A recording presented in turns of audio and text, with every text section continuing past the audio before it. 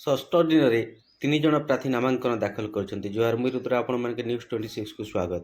ନୂଆପଡ଼ା ଜିଲ୍ଲା 2ଗୋଟି ନିର୍ବାଚନ ମଣ୍ଡଳୀରେ ଆଜି ଷଷ୍ଠ ଦିନରେ 3 ଜଣ ପ୍ରାର୍ଥୀ ତାଙ୍କ ନାମାଙ୍କନ ପତ୍ର ଦାଖଲ କରିଛନ୍ତି। ନୂଆପଡ଼ା ବିଜେଡି ପକ୍ଷରୁ ମନ୍ତ୍ରୀ ରାଜେନ୍ଦ୍ର ଢୋଲକିଆ ଶହ ଶହ ସମର୍ଥକଙ୍କ ସହ ଆସି ନାମାଙ୍କନ ପତ୍ର ଦାଖଲ କରିଥିଲା ବେଳେ କଂଗ୍ରେସ ପକ୍ଷରୁ ନୂଆପଡ଼ା ନିର୍ବାଚନ ମଣ୍ଡଳୀ ପାଇଁ ରାଜ୍ୟ ସଭାପତି ଶରଦ ପଟ୍ଟନାୟକ ଓ ଖରିଆ ନିର୍ବାଚନ ମଣ୍ଡଳୀ ପାଇଁ କଂଗ୍ରେସ ପ୍ରାର୍ଥୀ କମଲ ଚରଣ ତାଣ୍ଡି ତାଙ୍କ ହଜାର ହଜାର ସମର୍ଥକଙ୍କ ସହ ଏକ ରାଲିରେ ଆସି ନାମାଙ୍କନ ପତ୍ର ଦାଖଲ କରିଛନ୍ତି।